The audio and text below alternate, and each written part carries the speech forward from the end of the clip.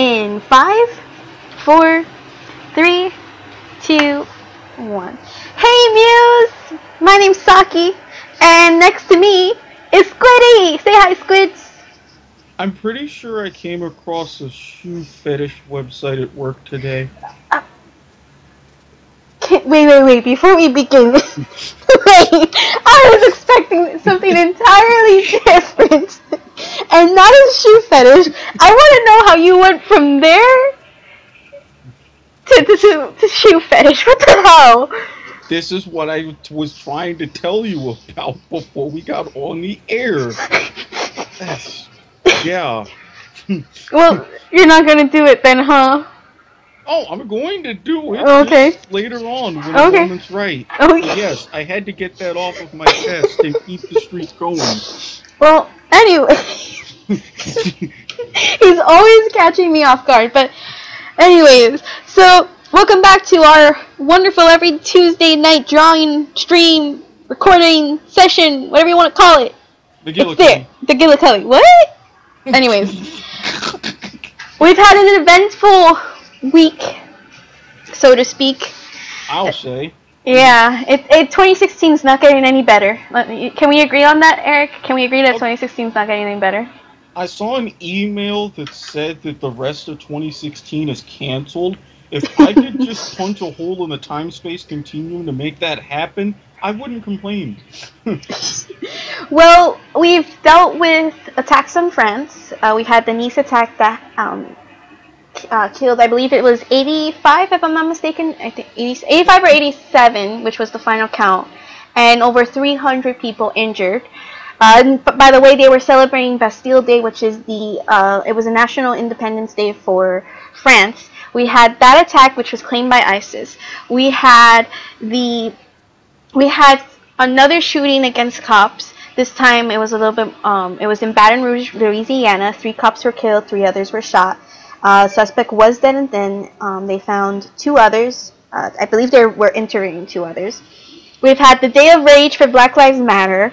We've had the president speaking to the Black Lives Matter groups in the White House. We had the Republican National Convention, which we're actually going to start off today's show with that. But it's been a really crazy week, which is... Not to mention Turkey. And Turkey, the failed coup in Turkey. Thank you. I knew I was forgetting one. But we had the failed coup in Turkey, which, if you want, we can also go into a little bit that as we're talking about the Republican National Convention, because there's a couple of things I want to branch out from there. Oh, yeah, especially because there's been an update on that today. Yeah.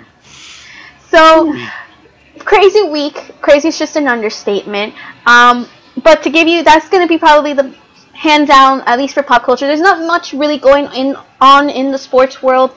It's really the summer. We're finishing it up before we go into football, which is going to be starting, in September, if I'm not mistaken? The Hall of Fame game is a couple of weeks away. Then you have the preseason in August. Right now, NFL training camps, first ones open up next week. Nice. There's been a couple of big splash headlines, especially for your Dolphins, yeah, the Colts, and now for the Broncos. So we'll definitely talk a little bit about that. But as far as sports go, we're really looking at some key stuff, like with Russia and their battle, I guess you could say, with the Rio Olympics, and we're also looking at just everything overall. It's not really too much going on. But before we start talking about the RNC, we are doing this stream and dedicating it to one of my favorite comic artists. Her husband Oliver is actually having his birthday this week. Since we do the streams Tuesdays, though, obviously we do the drawing streams and whatnot, and she has been posting online to make like non-canon kind of representations of the characters. So as a gift to Oliver, and also kind of like an honorable mention to Taeshi, I wanted to say that you guys are awesome, and it's seriously an honor that you guys are literally just awesome. So we're definitely going to get you, this stream definitely dedicates to you, and I'm going to work super duper hard that tomorrow you guys can at least check out the video so that you guys can watch at least for his birthday and stuff like that. So You like them. Oh, hang on 1 second. Go. Well, I'm gonna start it off though a little bit. Just don't pay attention to Eric. But right now we're actually doing not Paolo. We're doing Mike and Lucy. Only because I was drawing. I was planning to do Paolo, but then I was like, no, I have to do Mike and Lucy because it hurts. Like it hurts to do it, but at the same time, they're just so good together. Not like good together, but they're just. It's like that relationship you want it to be, but you really just like you can't. But anyways, so I'm gonna be starting off with Lucy. She's awesome. I always find her just awesome. And we're going to be talking about the RNC. Now, the RNC, the Republican National Convention, is an interesting topic this year because, number one, we have someone that was considered a clown from the very beginning of the race, and yet he's made it this far. He's got all the required numbers of the votes, and he's a controversial figure, yet he literally almost divided the party. He has a divided party. It hasn't broken up yet. It's fractured pretty much. But his goal is to reunite the Republican Party, which is right now. Because obviously when come election day for the general public and whatnot, it's all going to come down to how many people are going to stand together and actually vote for him, or let's be honest, for Hillary, the vast majority. I personally don't think Hillary should be voted, and frankly, I don't even think she should be on the ballot, considering that she is a liar. She is involved in shady business. She's shady, and I think that the people who are voting for her are voting for her for the wrong reasons. It's like if you don't know her, you're voting for her because you're a woman and you just don't like Donald Trump. Which means that there's other candidates. I, for myself, as I've always said, am a libertarian and therefore will be voting for Gary Johnson. But we look at Donald Trump, he's been called a clown from the very beginning of the election. In fact, when he's run in past elections before, he's never made it at all to this far. And then to see... underestimation. Yes, I'm returned. And yes. As a side note, I've developed a part of a strategy to where, if you're facing and you're in an intruder and you're in the nude, this is what to do. Anyways, continue. Don't ask. Okay. Well, anyways, and Eric's right. The key factor in all of this is that we underestimated Trump. We did not take him seriously until he opened his mouth in the first debate, and people actually started listening. What value he has to say may not be a lot. Maybe to some people it's an incredible amount, and maybe to people like myself at the beginning really couldn't take him seriously. But he slowly but surely inched his way up, and the question is, how did the American people are the American people really that desperate that they don't want a corrupt politician? And you know what? You're right. It is a yes. It is a yes. Go ahead and tell them, Eric. Okay, and I'm reminded of this because we're only about 13 and a half months removed from Donald Trump polling at 1%. And this was a big deal at the Trumpiversary, as they called it. Trump coming down the stairs, etc., that he was 1%. And I looked at it like this. The Republican field over the past 3 election cycles, so you're dating back to Bush's second term in 2004, it has been progressively weaker and weaker and weaker. And with everything that's gone on under the Obama presidency, he campaigned on hope and change, and unfortunately, a lot of it was out of his control in his first term. I have to concede that. There really wasn't a lot of. So you have people that are sick and tired of always the same people running, your political insiders, political. Right. Donald Trump, in the terms of politics, is an outsider. This is what people want. The fact that instead of towing the line, saying something corporate 24/7, non threatening, appeasing to whatever, whomever, Donald Trump says what he thinks. Right. That's also what people want. So, and I even had discussions about this before. People always thought, oh, this was a joke, blah, blah, blah. And I had to warn them. If he wanted to run as a joke, he would have run in '08. If he wanted to run as a joke, he would have run in '12 because he knew he had no chance.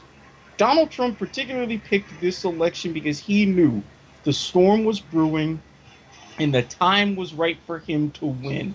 He had plotted and planned for nearly 20 years, knowing that he was going to run as a Republican, knowing that this was going to work. He just wanted his time to strike. That time was now. People get on board with his catchphrases, "Make America Great Again," which Reagan used in '76, "building a wall," which is stupid, and, strangely enough, we already have something of a wall in parts of Texas. Mm-hmm. But that's what people latch on to. Those clever little tidbits, the sound bites, the catchphrases. People relate to him, and they have their voice. What you said is right. The people are tired of seeing the same old story over and over again. In fact, the idea that there's actual career politicians, it's not fairly recent, but it's become of a problem for many people because we see that not only are our money paying their salaries, but it's nothing's getting done out of it because they feel that, I guess those career politicians that are not now in their chairs now feel that, well, it's either going to be me or someone who's going to take more from you. And, well, go ahead. Part of that, it's because, and I go back to the Citizens United decision. Mm-hmm. Basically, in a nutshell, and I encourage everybody to look this up, money equals free speech. The more money you give, the more power you yield, because the more you're able to contribute to any candidate at any level being elected. And the reason why you have career politicians the way they are now is because they're beholden to these people that elect them.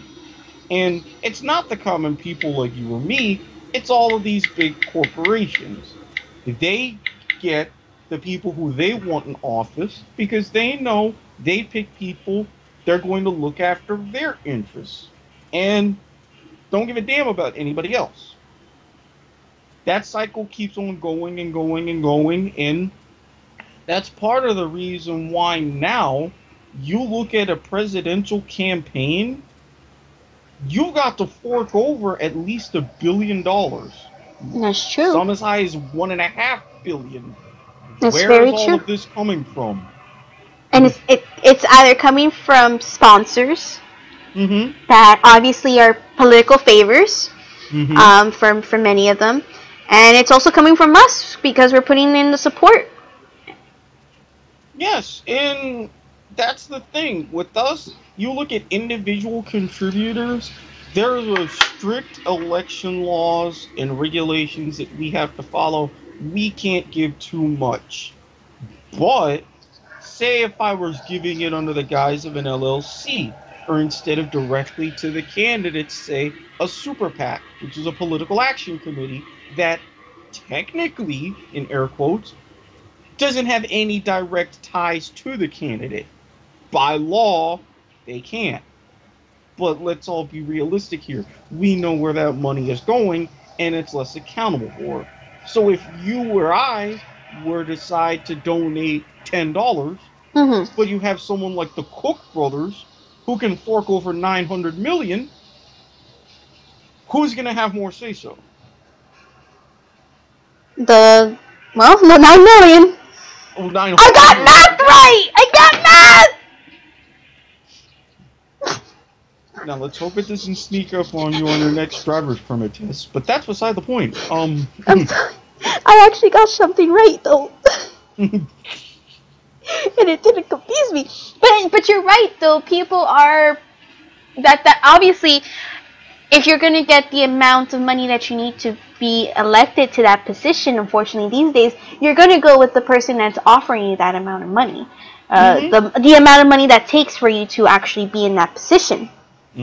So, what, I don't know. Something about Trump, there's some things about Trump that I don't really agree with. And it's like you get that, it's like, I honestly, when I get bad feelings, I know that it's something that I have to trust. And if it doesn't happen, great that it didn't happen. But I still trust in my bad feelings, and because most of the time they actually do happen, depending on the situation, of course. And I look at Donald Trump, and I get that bad feeling. I don't get it as bad as Hillary Clinton. I do feel that Hillary Clinton's more of a bigger bad feeling. But with Donald Trump, I feel like if I do vote for him, I'm not only voting for someone that I'm kind of having a bad feeling for. I'm actually voting against myself, because I do not believe with the stuff that he is supposedly representing. I believe strongly with the libertarians, and I actually read about Gary Johnson, and his plans for immigration are very, they're a little bit vague, I won't lie, but they seem like it's a good process.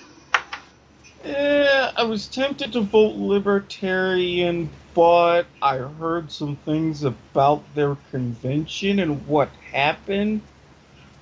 If you have major members of your party getting up on stage and stripping for no apparent reason, sorry, that takes away credibility in my mind. Oh yeah. It does. So, and then I look at one of the things, honestly, that I'm looking at right now is Black Lives Matter. For sure, President Obama is handling the whole situation terribly. I don't know if maybe it's like a half-assed job because he's almost done with his presidency. Well, in part because what can he do? And this is a question that I've asked myself even after that special that was aired on ABC, where you had families of those who've been killed by police, families of officers who have been killed, and all these things. And they only asked one basic, simple, well, one not simple, but one basic question, like, how are things going to change?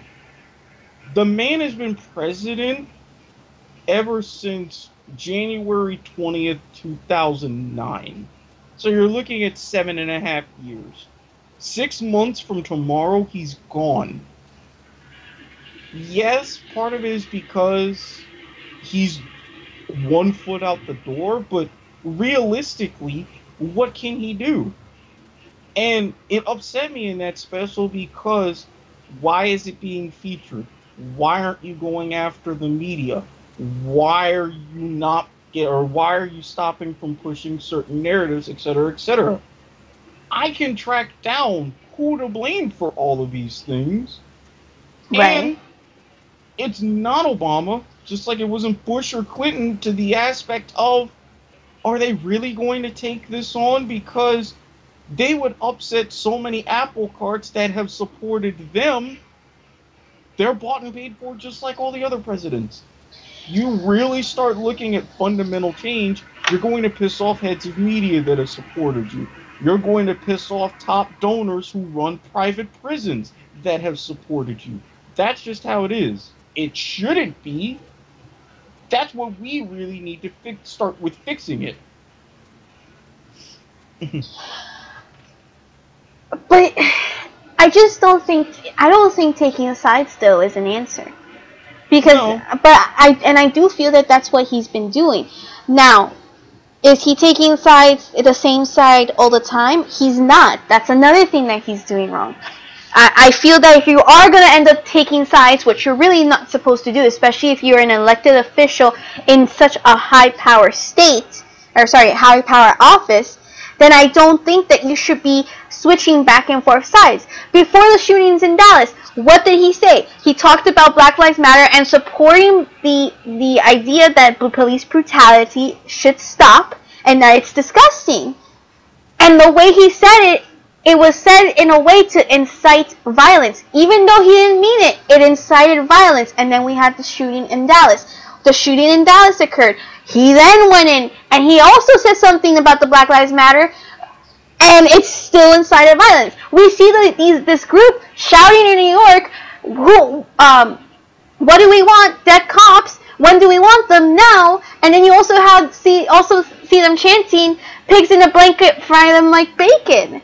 And how is the president supposed to take sides in that situation? I'm not saying though that is there police racism in the police? Yes, I do think that, because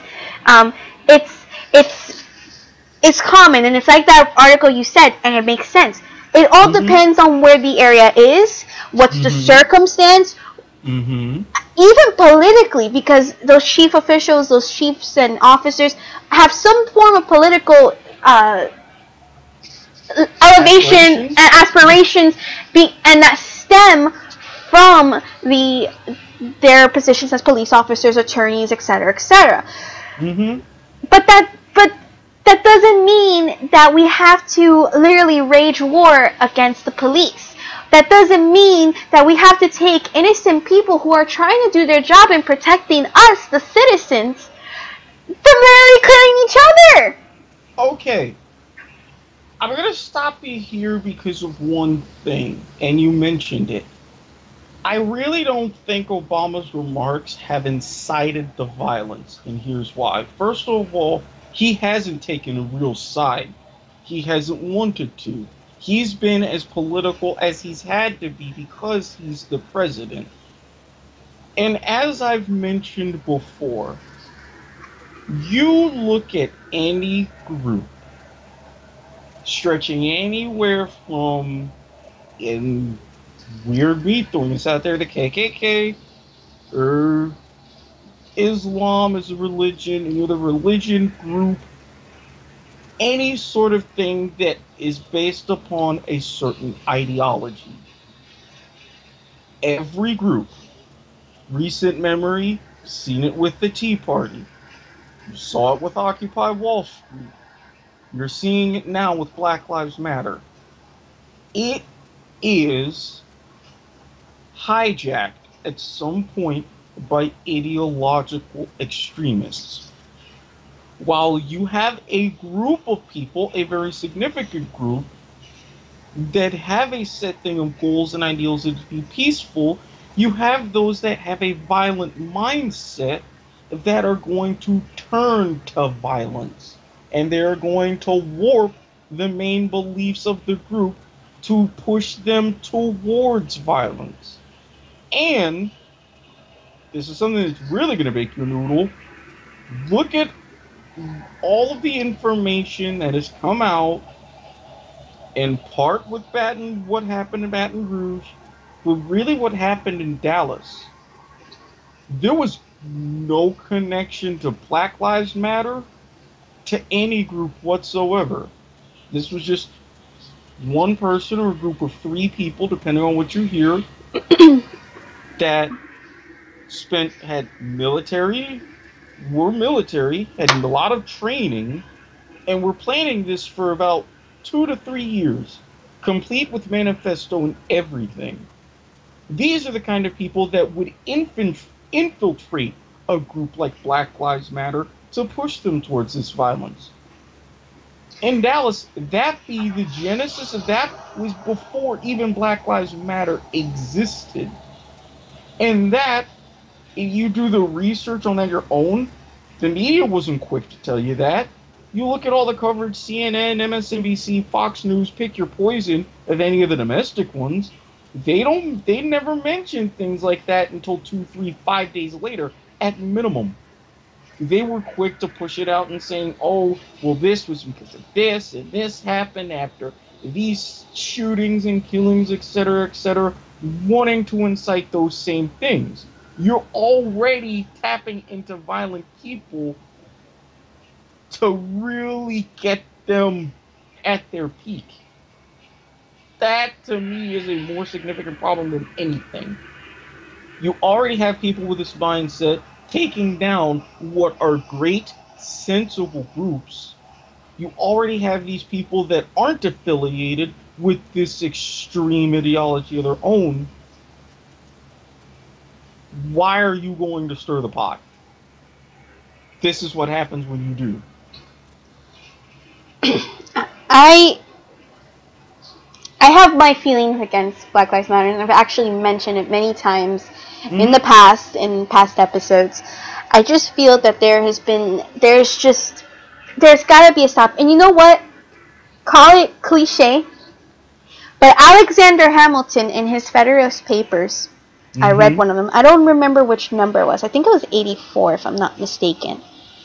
But he wrote that political factions were going to be the death of America, pretty much. Boy, was he spot on. Yeah. And I do believe that, which is why I'm so against the two-party system, because it's literally it's literally has made the basis of America and the basis of society, where we have to choose either this side or this side. It can't be both. I got something that's really gonna bake your noodle. Oh God, bake my noodle? Yes. You can bake noodles? You never saw that scene in The Matrix where Neo first meets the Oracle? I think we talked about this. Didn't we talk about this? Well, another part of Oh, okay, another part, yeah, okay. But yeah, the scene that I'm talking about, roughly halfway through the original Matrix, Neo first meets the Oracle and breaks the vase. Right. She says to him, what's really going to bake your noodle is, would you have broken it if I didn't say anything? So that's where I got that from. Really? Now, yeah. I told you, I have a weird memory like that when it comes to certain things. People would probably love to study my brain after I die. Anyway, to get back on track, to bake your noodle, okay. What if I told you that the problem isn't the two-party system, but the two-party system is the result and a byproduct of how we actually vote in this country, and have essentially since our inception.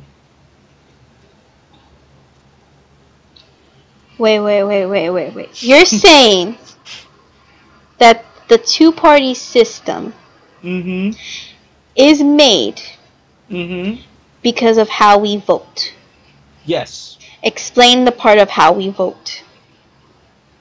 Do you know what officially our voting system is even called? Electoral college? No. No. It's the Electoral College is one thing, which to me is apparently stupid. It is stupid. Outdated. But again, that's beside the point. We, in just about every election, and is observed in other elections in other countries, it's called first past the post. Basically, whoever gets the most votes wins. Okay, yes, the winner-take-all system. Yes and no. Okay. Not quite winner-take-all, but it's specifically called first past the post. There are facets of it, like in primaries, where it's winner-take-all instead of proportions, but you kind of get my drift. Right. And I want you to go online, go to YouTube, and there's a whole series of videos that explain not just the first past the post system, why we are where we are now, problems with it, but other different types of voting systems. If we either had chosen or through some miracle switch away from a first past the post system to an alternative voting system, which there are a few of, and that are brilliant, we would get rid of political parties altogether. Or at least heavily diminish them. Once again, Eric, you blew my mind. Told you. Oh my And that, god. ladies and gentlemen, is how you bake a noodle. You baked my noodle, you bastard. But but I look at this and I don't know. I think we're just gonna end up. You want to move to Japan with me, Eric? Yeah, sure. Okay. Anybody who wants to move to Japan, we'll make a GoFundMe place or a Kickstarter, whichever one you want, and we're moving to Japan. And you guys, we will literally take the money we have, go over there, make like a nice little place, and we're moving. We're going. We're going. Now keep in mind, I don't hold myself responsible for any shenanigans involving pachinko parlors or vending machines. I'm saying that in advance. Why? Or game Wait. shows for that matter. Why vending machines? You don't know the lore about vending machines? No. Certain ones? No. That sell certain items? No. What the fuck are you talking about? Okay, see Saki and the magical, crazy land that is Japan, that especially loves Americans, and believe me, if I were to move over there, I would definitely solve my problem that I was talking to about off air, and maybe appear in some films in the process, just to make a little extra coin. For the longest time, and there are supposedly still a few in existence, there are vending machines that sell girls' panties. But, what? Yes. How much are the panties, though? Hell. I would assume since they're from a vending machine, either somewhere between a few hundred yen and maybe a couple thousand. Conversion, please. 5 to about 20 to 30 bucks? That'd be something I'd have to look into. One panty is 30 bucks. Yes. Where I can go to Victoria's Secrets and get like 5 panties for 25. I'm just giving numbers. No, I understand it, but there's... How can I explain this delicately? What is going on? What the fuck is going on? What the fuck? What? Wait, where are these vending machines located, though? I'd have to look up to see which ones are still around. Unfortunately, they've been on the decline over the past couple of decades. But I can put this gently. Before, after. Before, after. But I'm not gonna. If I'm gonna do it, I'm gonna take an extra pair of panties. If I'm smart. Okay, but see, here's the thing. That's why I'm saying, you could make some good money over there, That could be an easy side project once we get there. I can't believe we're having this freaking conversation. Why do we have these conversations? Oh my god! You ask me certain things. Because I'm thinking, well, the vending machines might be something weirder. Not weirder, but something just sillier. Apparently, well, do you know that the panties are like good fashion panties, or they're really just like to put on and go? Okay, how can I explain this? Before and after. Yeah, you ain't putting these on. If you do, then that's a whole different set of issues.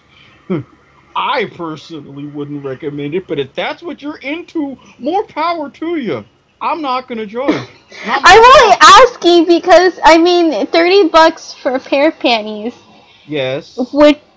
If they're really good quality panties, and they're like the Victoria's Secret ones, then Yeah. I'll probably put in my 100 yen and get them. But if Um. Okay, I'm sensing a major disconnect here that I'm going to have to explain. Do you know why I say before and I after? don't know what you say before and after. I'm thinking something else then. If it's not what you were thinking. Yeah, because these, when you buy them, they're not so much in the condition to be worn. Wait, wait, wait a minute. Wait a minute. You're telling me that people are buying used panties? Yes! What Finally, the? she gets it! What Give her a the? prize! What the fuck? Why would someone want to use panties? Okay, let me explain. Boy, if I had to do a lot of explaining tonight. Um, Sometimes women emit certain odors That is a very well-known fact, yes. in certain situations. Yes. But It, you mean to tell me that men go to buy those panties yes, to go to their house, yes, use the panties in a provocative way to satisfy themselves, yes, and then go back to buy more panties that are also used and probably filled with ill? yes.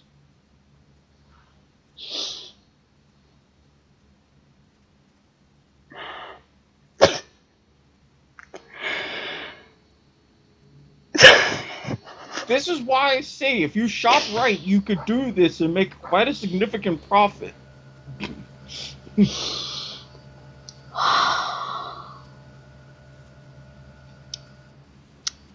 I am speechless. I am just so disappointed in humanity. I mean, really, have you seen the things that they do with tentacles? Come on now. Wait, what do they do with tentacles? Oh, come on. What are they doing with? The self-confessed otaku, you don't. I know what they do. What tentacles in whatchamacallit in whatever mean. But what does that have to do with this? Well, they make, like. They've made real life apparat. Wait, what's the correct plural? Real life apparati?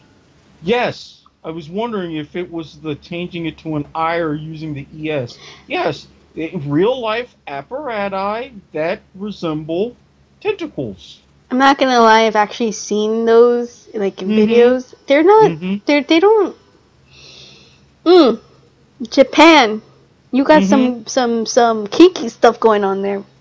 Why do you think it's one of the reasons why I consider that another homeland? Between that and their game shows, I mean, come on. Oh, Eric.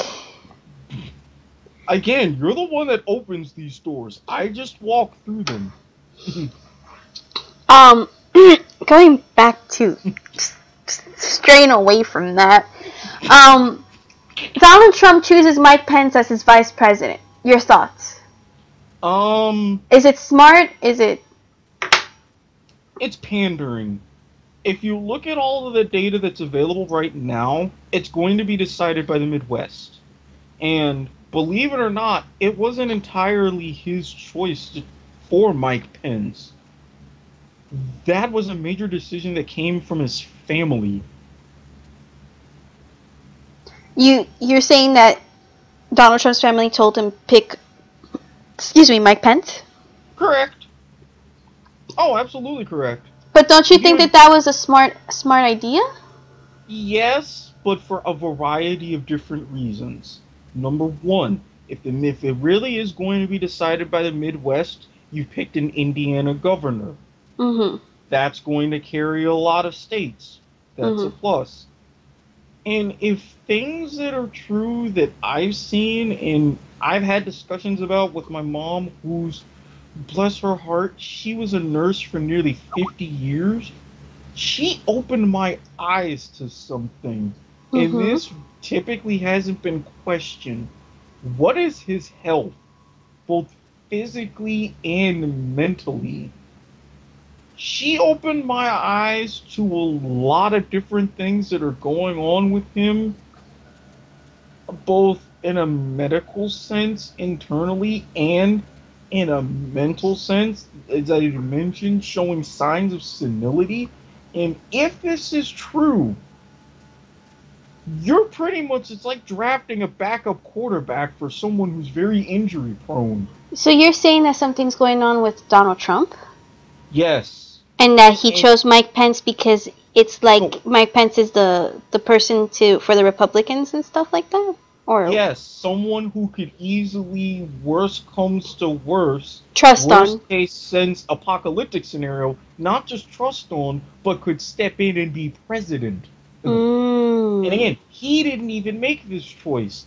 His family, Did his that. son, his daughter Ivanka, not just doing this, they've pretty much been like his handlers. They have been so incredibly visible throughout all this campaign, despite all the other things that's going on, and that connecting a lot of dots in my mind, they're there because they have to keep an eye on him. And if that's true, that's going to be very troubling. That does make sense as to why they're so heavily involved. Not to mention, and you brought up this point with the libertarian and how their platform is vague. The Democratic Party released their platform, which Bernie Sanders had a lot of very good influence in pushing it farther left, which is what we need. But with Donald Trump in his campaign, other than make America great again and build a wall, what has he actually said that he would do?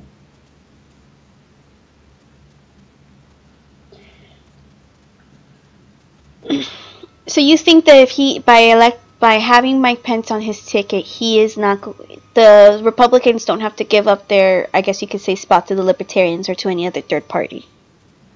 And to an extent, yes. It's they have a very good, very credible backup plan because anything happens, he's not fully functional or fit to resume his duties as president. Mike Pence comes in, all is right with the Republican world. How old is Mike Pence, by the way?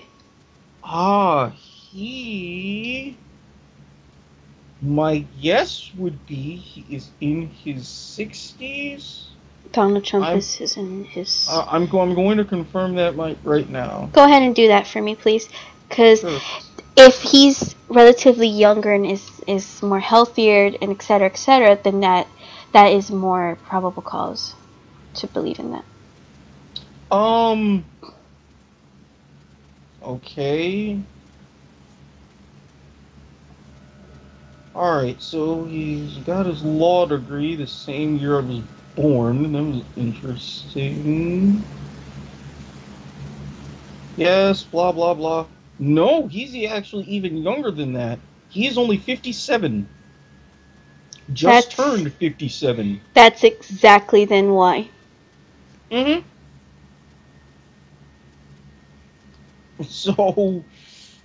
That's Mm, exactly then why he has Mike Pence. And that's because not if you comforting. really and if you really left it, well, okay, you say that's not comforting. If you were to really leave it in Donald Trump's hands, you know what two of his main candidates would have been, and still people angling to get positions in his cabinet? Chris Christie and Newt Gingrich. Mhm. Imagine one of those two as vice president. Oh Jesus fucking Christ. Exactly. One of them will shut down a fucking bridge for 4 hours. The other one wants to build a colony on the fucking moon. And one of them wants to expel Sharia law. I rest my case. Yep. No, that makes complete perfect sense. Mike Pence is that person for the Republican Party when it is needed. Right. And think about this. I might have discussed this strategy before. I know I have off air, but it's the first time that I put it on air. And this is thanks to courtesy of one of my favorite political shows, Steel and Unger. SiriusXM channel 124, weekdays 6 to 10. For those, if you ever get a chance to listen, do so. You had mentioned the Electoral College, right? Yeah. If polls stay the way that they are, Hillary would win comfortably. Right. But there's a few key battleground states: Ohio, Florida, a couple of others. The swing states. Right.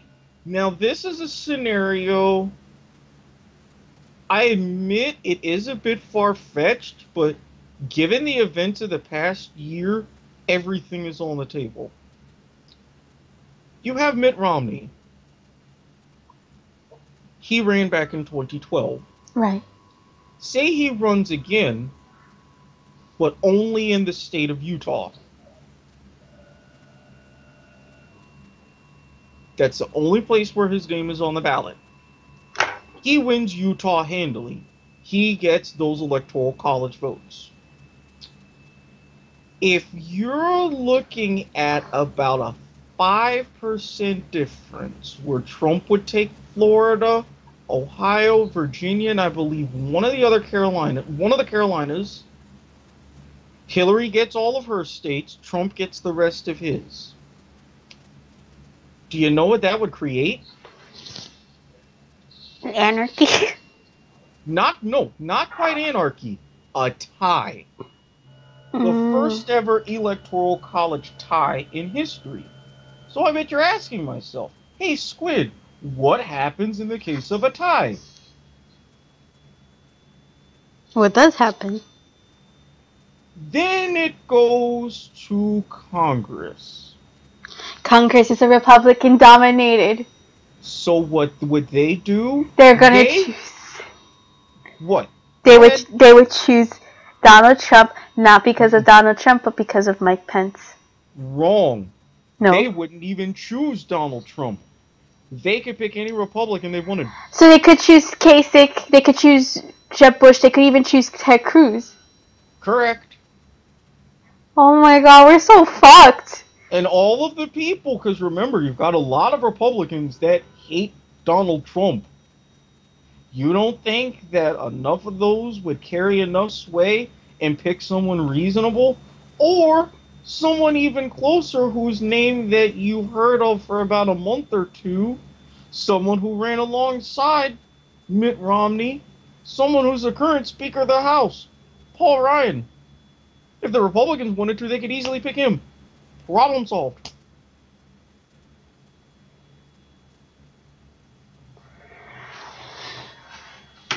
Did I just hear the sound of your head explode? Yeah, my head's hurting actually. Yeah. America's fucked. Well, we have been for a very America's long time. fucked. Does anybody else agree? America's fucked. Mm-hmm. America, we're fucked. We're fucked. Yeah. We're just fucked. This is why if I'm Obama, I step up to the mic, I'm like, look, I'm a lame duck. I'm going to be getting the fuck out of here in a few months anyway. My fellow Americans, this is what I'm going to do.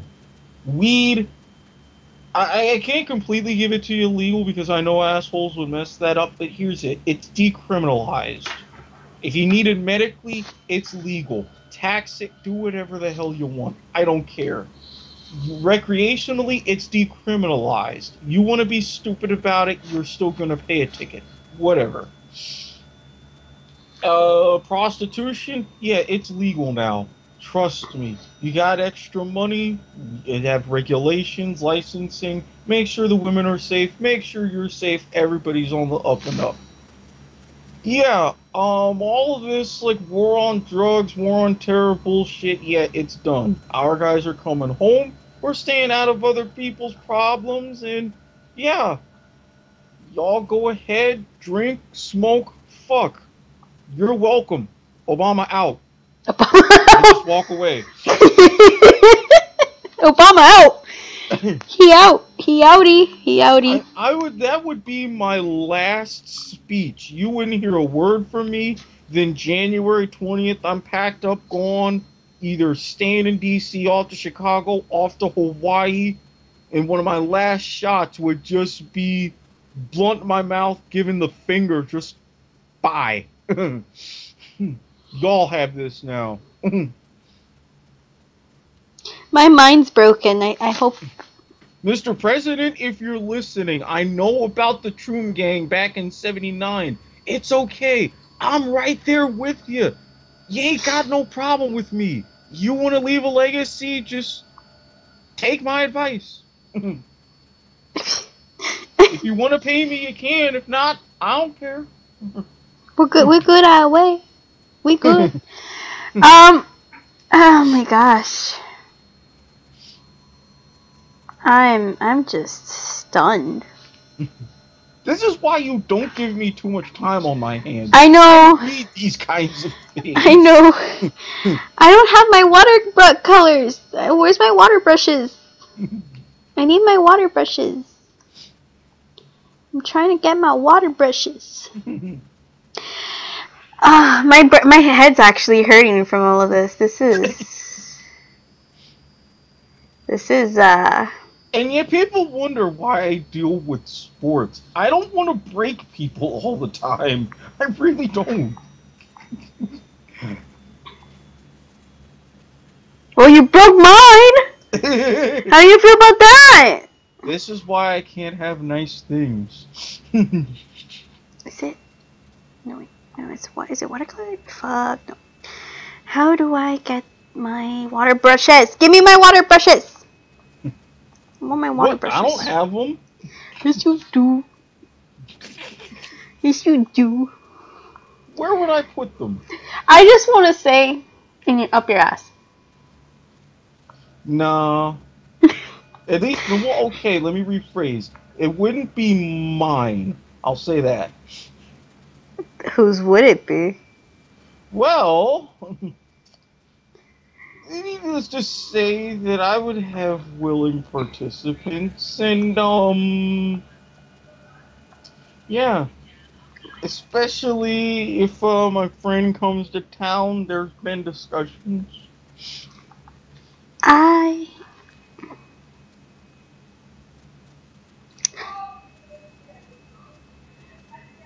See, remember what I said about opening doors and walking through them?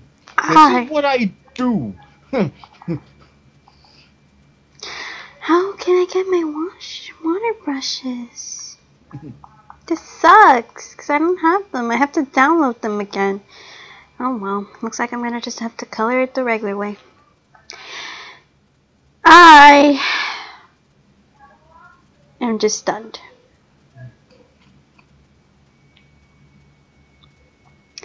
But I'm just disappointed in America. I was just gonna actually. I've been disappointed in America for about a good 20 years. Welcome to the club. I just want to say that Eric is a great person to ask for relationship advice. Now keep in mind, and I've said this about myself, why I'm such a great person, I don't know. You know, if you were to learn my history, you would think the exact opposite. Such is the conundrum and irony that is life. Life is ironic. Yes. That was, and not in the Alanis Morissette sense either. That was your chance to do the thingy. I told you the timing is right. That wasn't a proper setup. Oh my gosh. Oh my gosh. I've been having some relationship questions because there's someone that I've been reading, right? And I was like, all right, let me see. Let me ask Eric because he's the lifestyle that he lives is a little bit similar to Eric in the sense of when it comes to relationships. So I'm just asking him, and pretty vague statement, 50-50, but continue. right, but I was just talking to Eric, and Eric's the one that's helping me kind of read this guy, and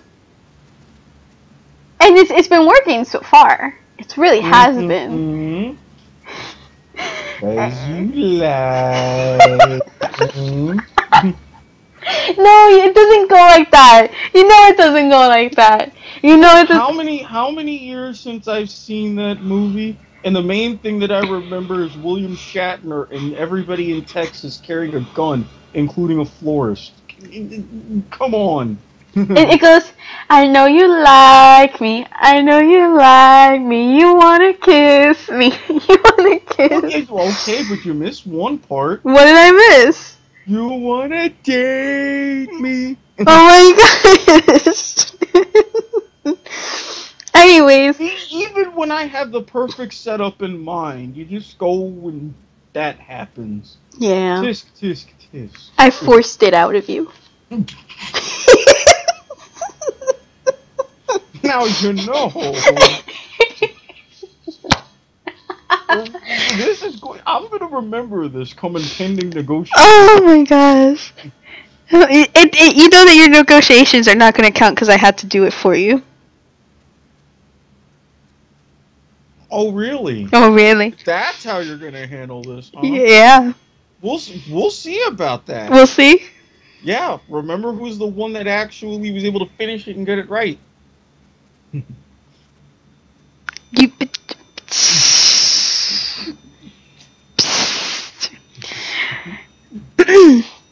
So, done with politics because I just got my mind fucked. In a bad way. In a very bad way. Russia. Pretty much about to be banned from the Olympics if things keep going. What do you think this is supposed to mean? Well, it's simple. When the Russian government is heavily involved, and it's pretty much been dubbed a state-sponsored doping program that involves breaking into laboratories, switching out dirty samples for clean ones, working with all kinds of different agencies to have positive samples disappear altogether in some instances. And this is nothing new. The recent developments were that it was the Olympic Committee in London, side of the previous Summer Games, that first discovered this. Right. Well, the newest report from WADA, the World Anti-Doping Agency, this doping system has been in place starting way back before the Vancouver Olympics in 2010. So you're going through Vancouver, through London, through your home Olympics, obviously in Sochi, and it just got shut down in 2015. Right. So what was originally just supposed to be for track and field, now it's across the board. So WADA is saying ban the entire country. And there's also even other repercussions from other events, like a female marathon runner. She's now in a legal dispute over appearance fees and how they could potentially, she would have to give those back and those be redistributed among other athletes. And now you have all of these athletes, both in the Olympics and Paralympics. They finally got caught with their hand in the cookie jar, and now they wouldn't be able to go. And this would only be the second time where they wouldn't participate in an Olympics. It's just messy what's going on over there with Russia. Extremely messy and extremely intricate, because you have a lot of agencies, a lot of Russian doping agencies working with the Russian government, working with the IOC, working with WADA, and everything just was a gigantic clusterfuck. John Oliver explained this beautifully, which, even with the way I am about diagrams, no way could I replicate that now, but he's had his takes on it and pretty much broke down the chains and the number of parties involved, and it's just... Jon Stewart was pretty funny last night. Did you see that? Mm-mm. Stephen Colbert's like, alright, so we're here at the RNC convention live, whatever, and we need an expert to talk about how Trump made it this far. So he goes, I'll be right back. So he goes to Jon Stewart's house. Jon Stewart's like, listen, this is not a gymnasium. Go play with your Pokemon Go and stuff. Leave me alone. So he does it. And Steven's like, no, it's me. It's Colbert. And Jon Stewart's like, Bobby! And then Steven's like, listen, hey, it's me, whatever.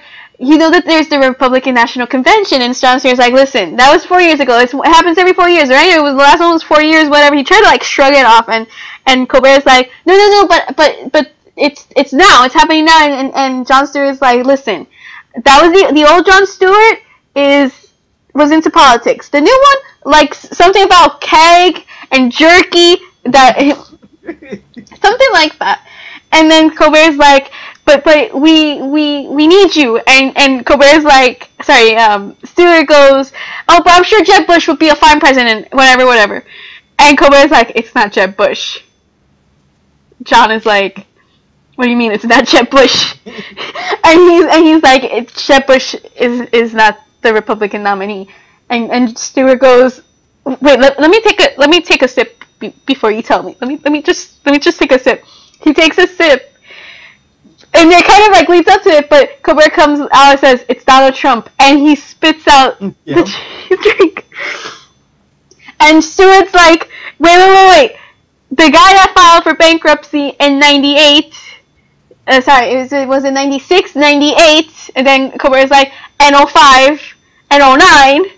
And then Stewart goes, you mean the toupee-wearing tyrant, whatever, something like that about his toupee.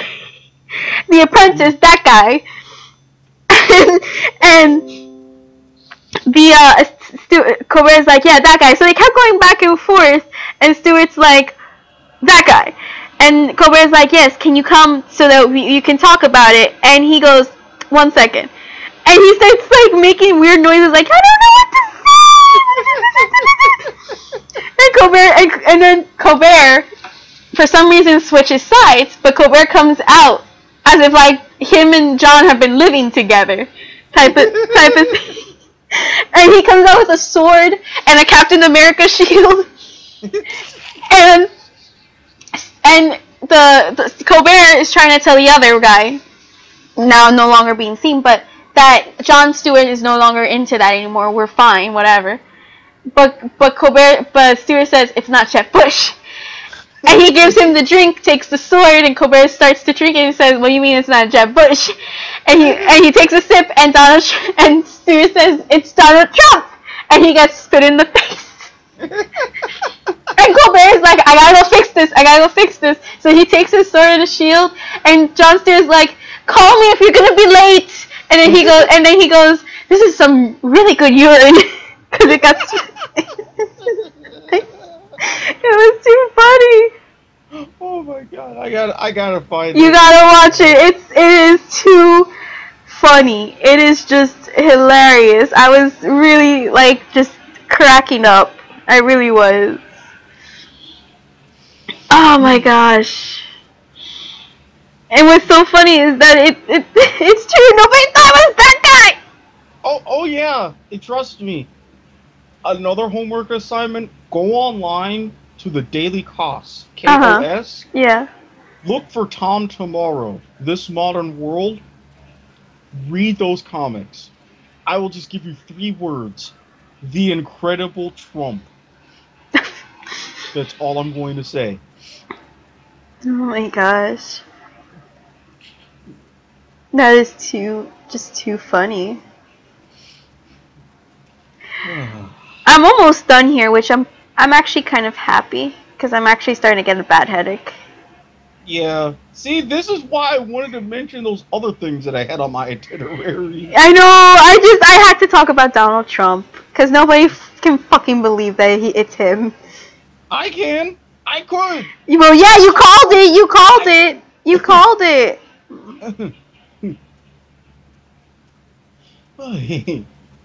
You called that shit from afar. Yes.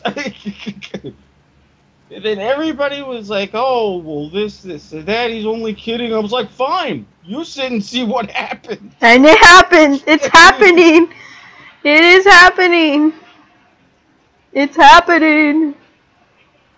It's happening. I swear, I feel like I'm Squid the Greek up in this bitch. I need to start making money. My Big Fat Greek Wedding. That's an amazing movie. Eh. If you're a woman, honestly. I'm about to say, because my mom laughed at the sequel, but I was actually making a very dated sports reference. I think any viewers or listeners, you would have to be Christ at least 40 to really understand that reference. Well, I'm done with this drawing. We are ending a little bit early because I do have a headache. It's not really that early, but we did reach an hour, so that's good, at least. Yeah, besides, you got other things to do. Yeah. So, but anyways, guys, thanks for joining us on this awesome episode. I'm Sakura. Remember to follow me at Sakura_Steph309 on my Twitter. Also, be sure to like and subscribe on the videos and check out my other videos in the sides. I'm definitely trying to keep up with the content, and I think I'm doing a little bit of a good job, even though I had a little bit of a delay, but that's fine. So, yeah. Go first, Squids. Yes, I am the Squid. Follow me on Twitter at SquidSportsHead. Now keep it clean. We're talking about any shenanigan related stuff. Message me, because there's other places we could talk about that. So, anyways, guys, I'm Saki. I am the Squid. And we'll see you guys next week, next Tuesday, same time as always. Same bat time, same bat channel. Do your homework. Don't forget to be awesome.